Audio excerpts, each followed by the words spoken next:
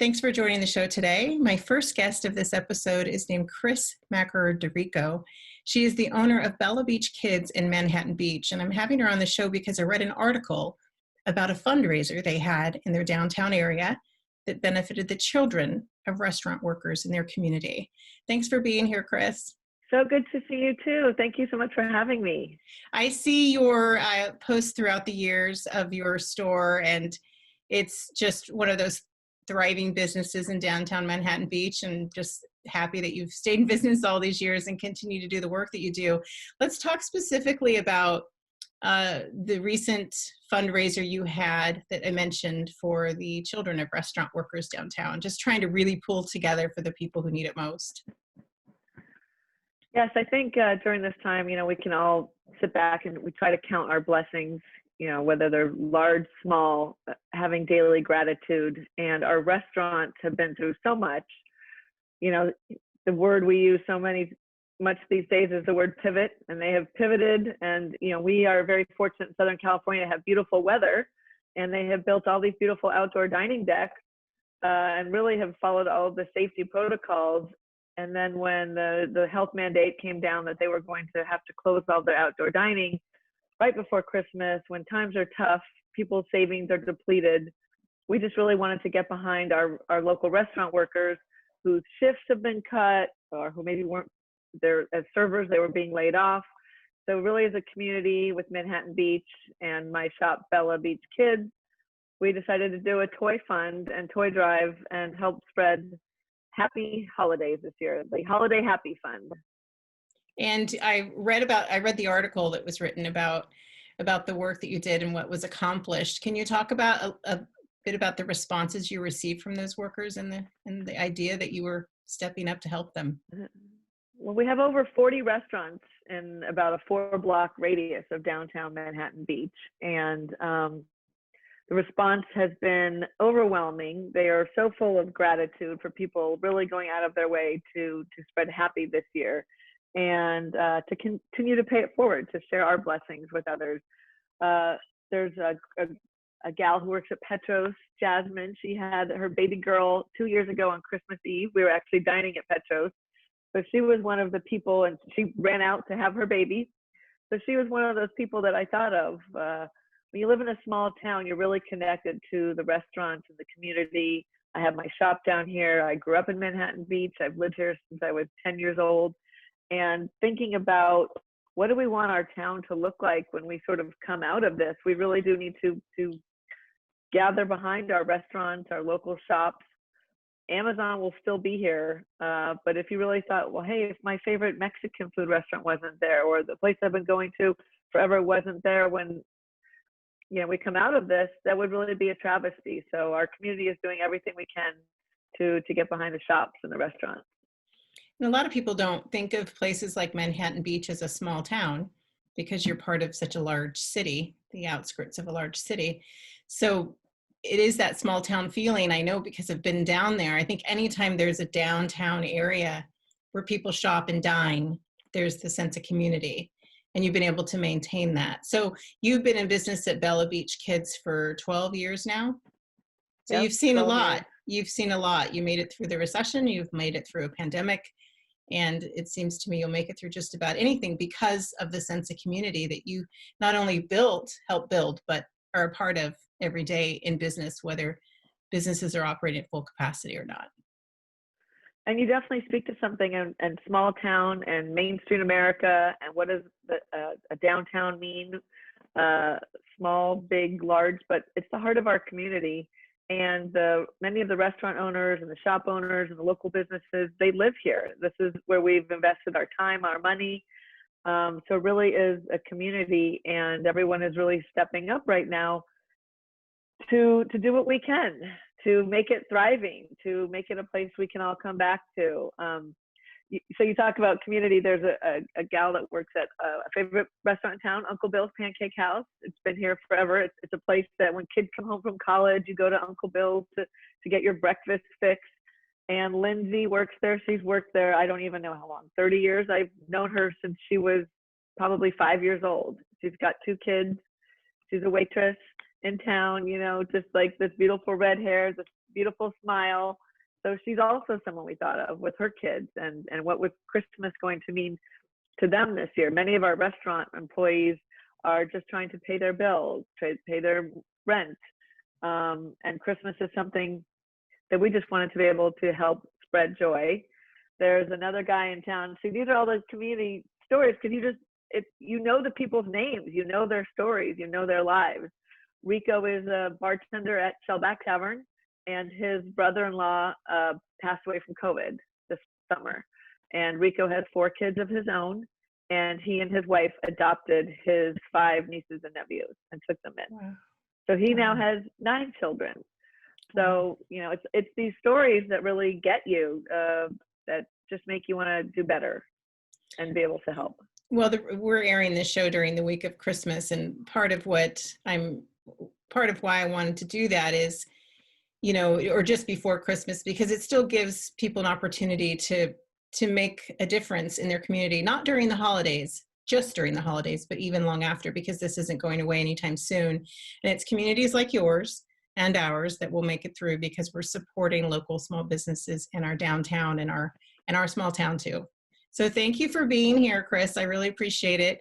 And I'm going to be doing some traveling when this is all done. So hopefully I'll see you in the Los Angeles area in the near future.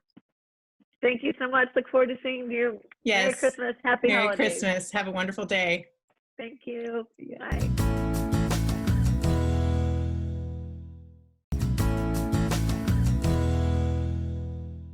We're talking about all things Christmas today.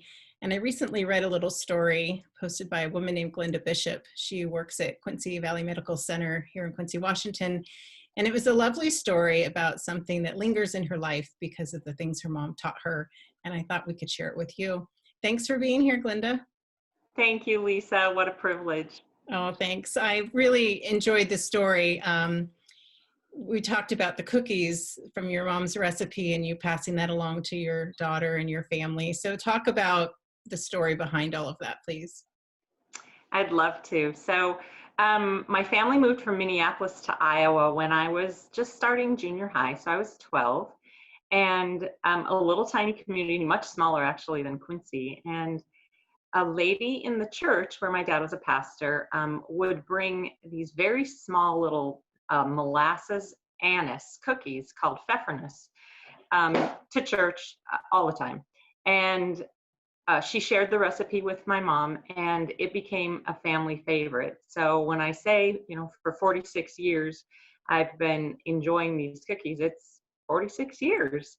But my mom would make them, really, I only remember them being a Christmas treat.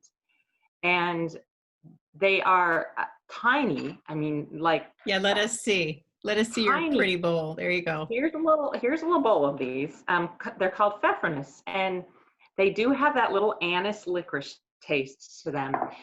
But one of the things that, as now I make them for my family, I will sit, and it's lovely when my daughter Heidi is home. She's away at college, but when Heidi's home, she's a huge help.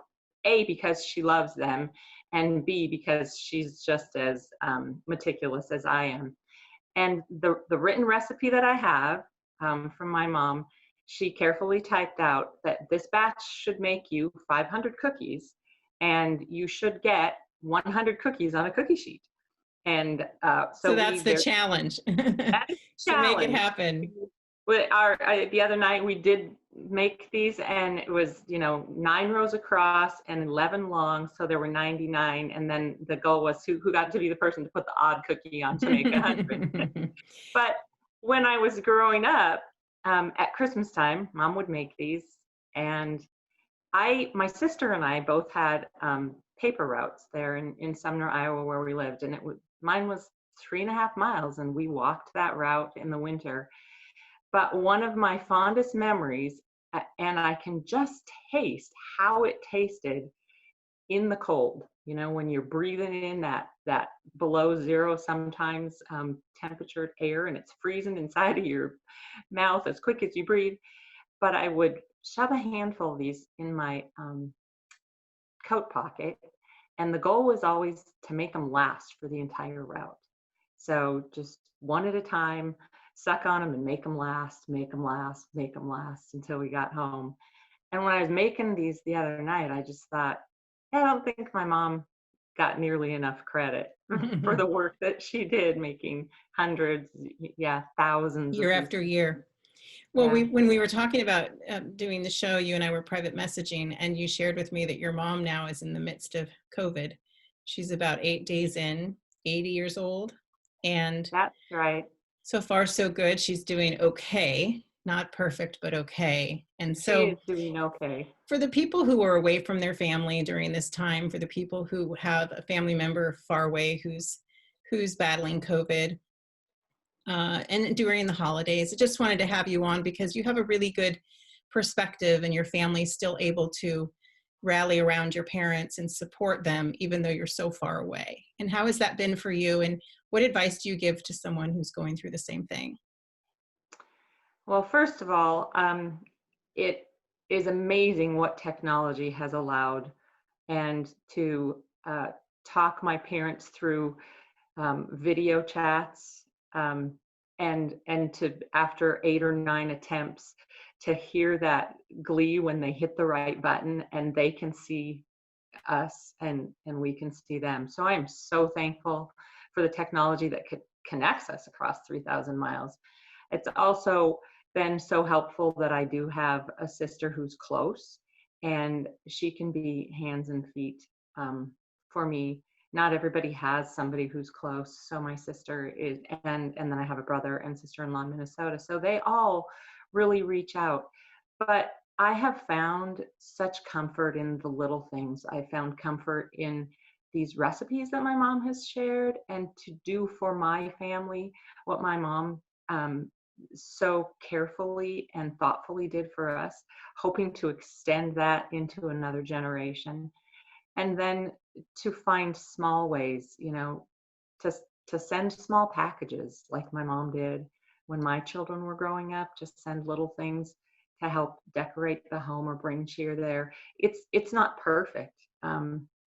It would be far more satisfying to me to get on a plane and be there, but that's not a risk that any of us want to take. So That's a message that a lot of people need to hear, and that we can try to get through this and still have a presence in each other's lives, however the holidays look and however they can be safest for the people who are at risk, like your parents. And your dad so far is doing well, so that's good news. he is But I doing wish well. your family the best. I wish your mom the best, and I know that you'll update me of her condition. And 8 days in and still doing okay. That's hopeful. That's hopeful. Lisa, thank you. Thank you for what you do in the community there, really, and far much further than just the Wenatchee community.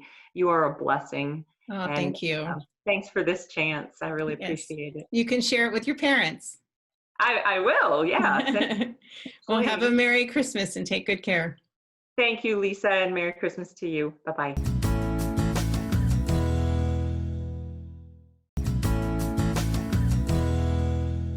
For the last Christmas segment of the show, I wanted to have my friend Christine Elise McCarthy. You may remember her from the tour I did through the Western states, and she cooked up a delicious meal on the back of my camper when I was in Malibu.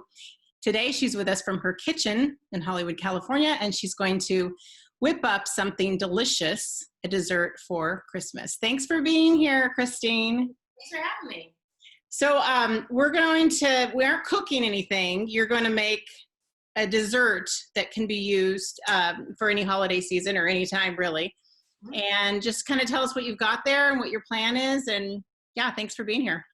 Not at all. This is a super, super easy one. It is vegan. It can be vegan, though. You can make it not vegan.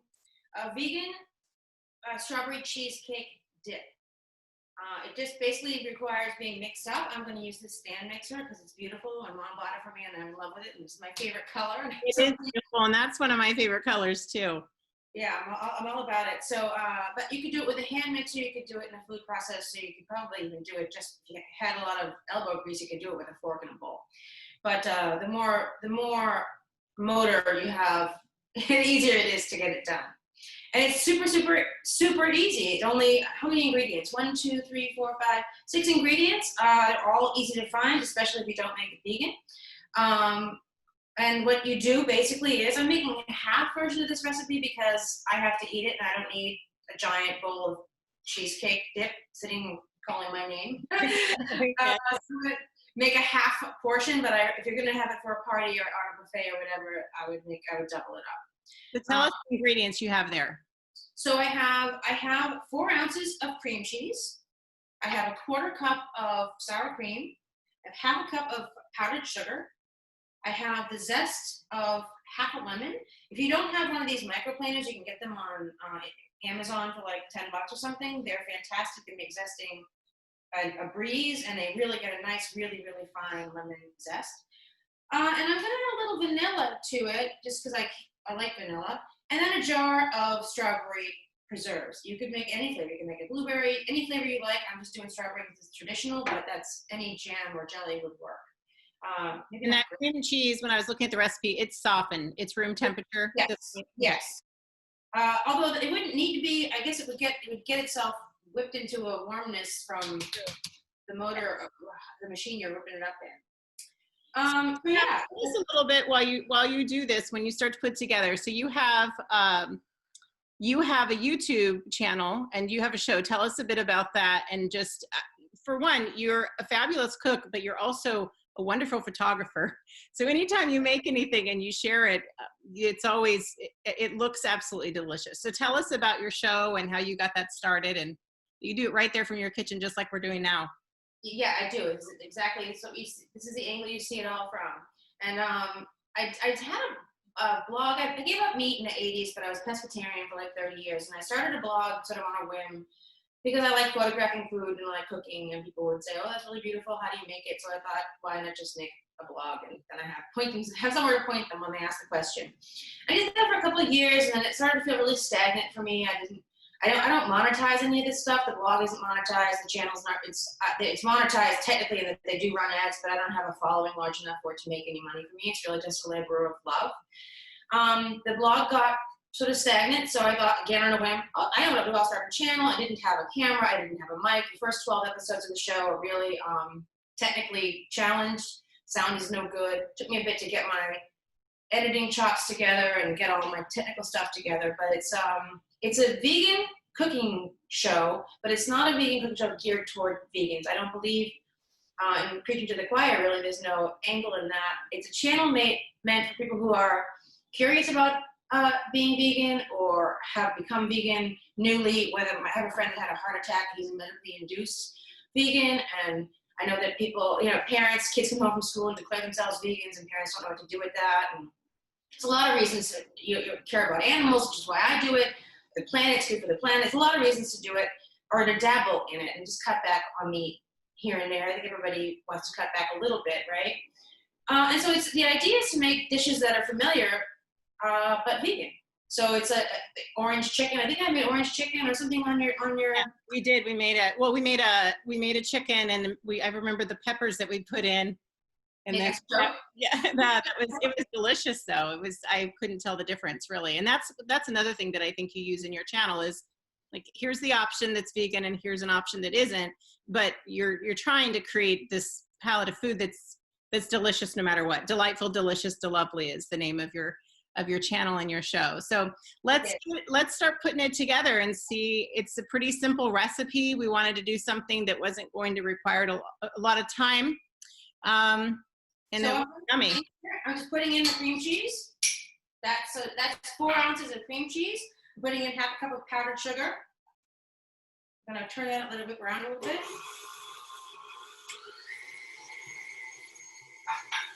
Love your hat, by the way. What's that? Love your hat, by the way. Thank you.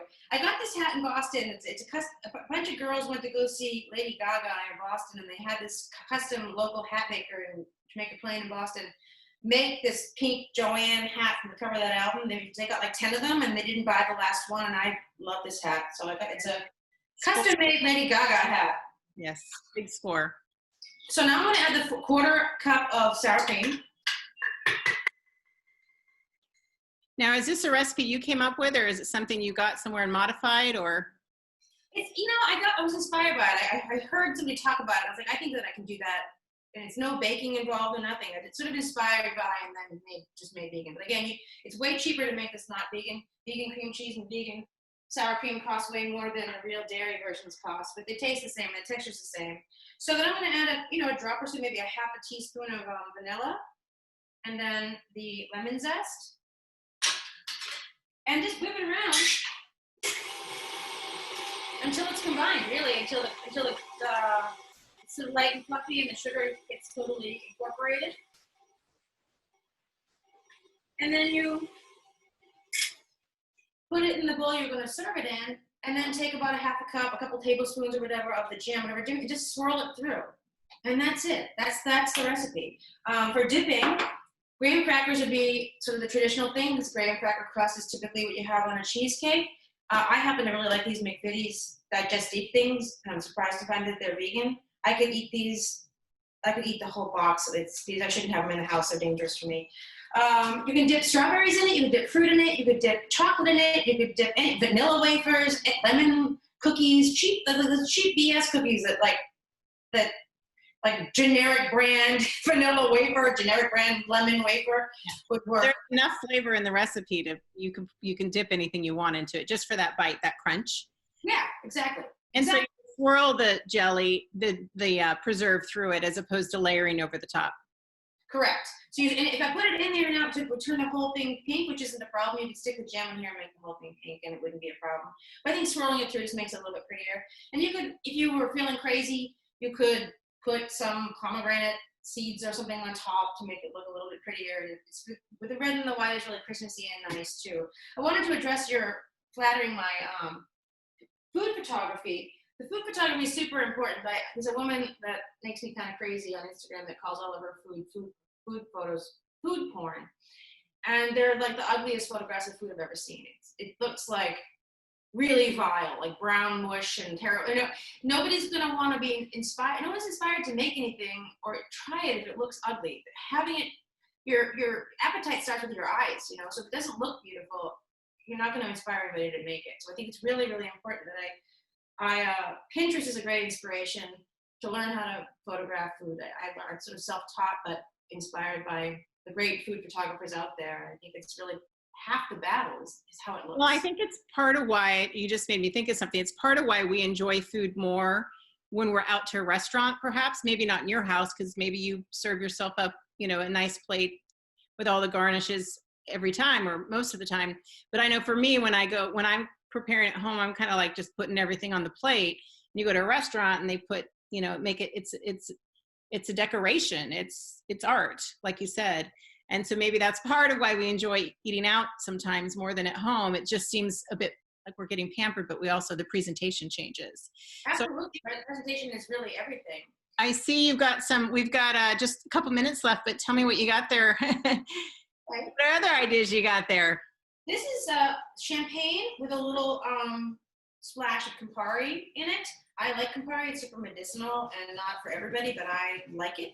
If you want a little Christmassy champagne, a little bit of pomegranate juice in here would be great too. I made a drink the other day that you take a big, like a wine tumbler, fill it with ice, put in 2 ounces of pomegranate juice, a shot of vodka, and then top it with Prosecco or champagne.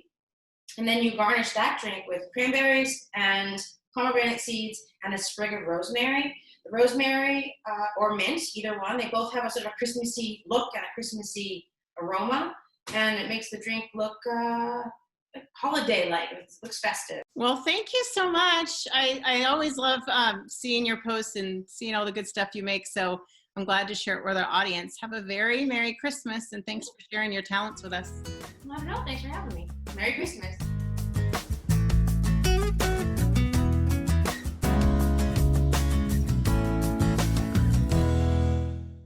Do you want to become part of the most dependable brand of vehicles today? Then start looking at Town Toyota. Come drive the best-selling, totally redesigned 2019 RAV4. Come check out the powerful towing performance of the Tundra. It's built for the worksite and the weekend. Forge your own path and seek tougher roads in the Tacoma. Leave no trail left unchallenged. Whatever your vehicle needs, Toyota has a seat for you. Come visit us today.